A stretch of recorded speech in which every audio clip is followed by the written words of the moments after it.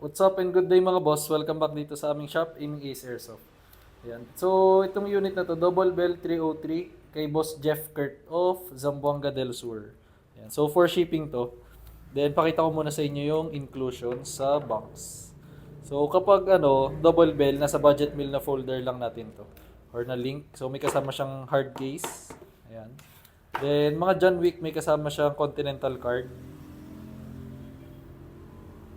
Then, Continental coin. Ayan. Tapos, extra nozzle. Ayan, kapag nasira yung nozzle nyo. Tsaka, cleaning rod. So, sulit na sulit tong mga double bell. Kasi nasa budget meal lang siya. Then, magazine is 30 rounds magazine capacity. Metal magazine. Ayan. Metal yung base pad. May markings din siya ng TTI.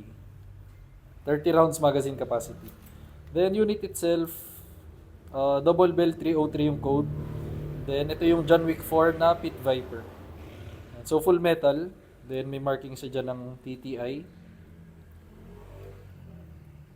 Then, yung Pit Viper, ito yung may compensator. Then, meron na rin siyang under rail for accessory attachment. Fiber optic yung front side, tsaka itong rear side. Kabilang side.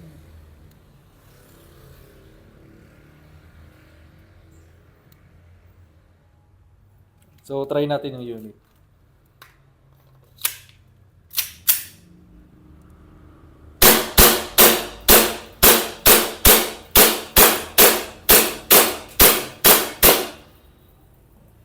So, slide lock meaning wala na siyang BBs. Kapag ganyan, release the magazine. Then, release the slide. Rest the hammer by pressing the trigger. Yun lang.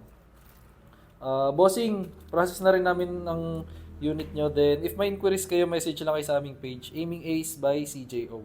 Thank you.